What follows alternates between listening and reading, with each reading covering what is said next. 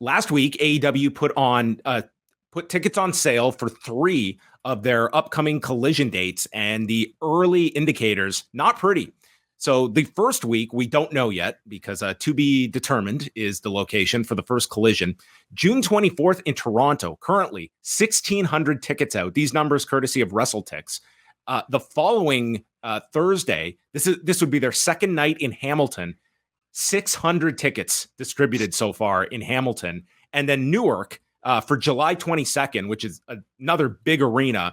They have about just under 3,500 tickets are out, which, for your Northeast market, I mean, it's not a great figure this early. Now, these numbers, if they announce Punk on Wednesday, I would imagine this would floor the accelerate the demand for these shows. But those are some bad numbers. Like I was talking about Toronto, that I was thinking the night before on the Saturday that, it's worth running on the Saturday night. Maybe they get their, 7,000 or so. They are very far from 7,000. And it tells me, Way, that a CM Punkless Collision, it's not lighting fans' world on fire in terms of just the initial demand that we can actually attach a numerical value to when it comes to ticket demand for this new series. Yeah.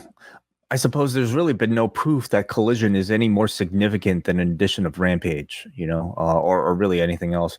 And I think it really does show that the lack of announcement of a CM Punk on the same day as you're announcing these other dates has really taken an impact on all of these other dates, and just the idea of anything being special about, a Saturday show coming to your town beyond, in markets that are, Hamilton, they're already doing a Dynamite.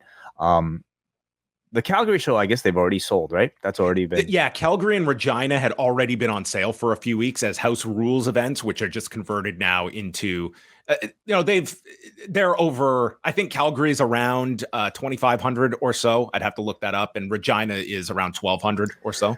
You're talking about a Toronto Hamilton area that at this point will have how many shows, between Collision to Forbidden Door to Dynamite in Hamilton and now another Collision. That's 4 shows in the same week. And I'm guessing the people in this area have their fill unless they get their fill in Brooks. Wow. So that really steal that for a news story this week if I need a headline. Unless they really make him sort of the appeal of going to a Collision, there's really not much reason for most people to attend. Yeah, we'll find out on Wednesday for sure what the plan is for that first week. I wrote about it a bit today. If they do not have Punk, they need to, maybe this is. You look out there, it's not as though there's this long list of free agents that you could bring in and just spike things. And it would be a very costly one, but I would honestly be looking at a Bill Goldberg option just to get you through a month or two to start this off. What would your answer be? But he wouldn't be working all these dates. No, but if you would be able to, you sign him to a 3-month deal and you get maybe one match on TV and you get him to All In. Honestly, you need some ideas. You need some ideas beyond just this roster, because this show getting off to a terrible start and establishing it out of the gate as not important, they really can't afford that. I think you need, and again, maybe Wednesday night we're talking and all is mended.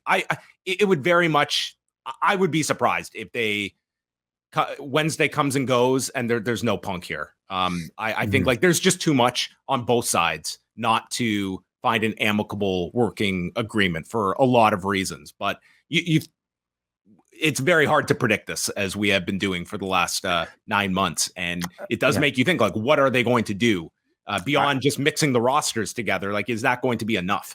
Well, yeah, I would think mixing the rosters would sort of be, maybe making a Danielson a focal point. That might be an option at that. I would have suggested a Mercedes Moné, but now that unfortunately has been taken off the table as well.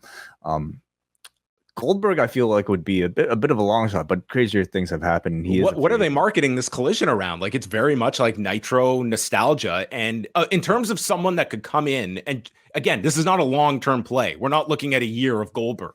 We're looking at just getting this show off the ground, and you present a Goldberg squash on TV in week 3, and maybe you get him to the pay-per-view or All In at the end of the summer.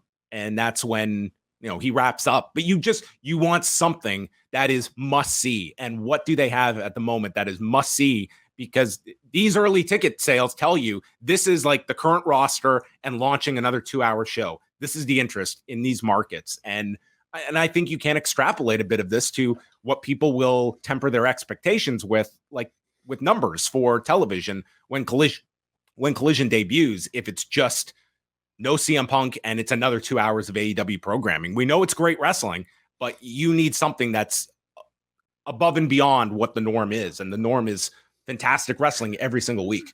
Well, right.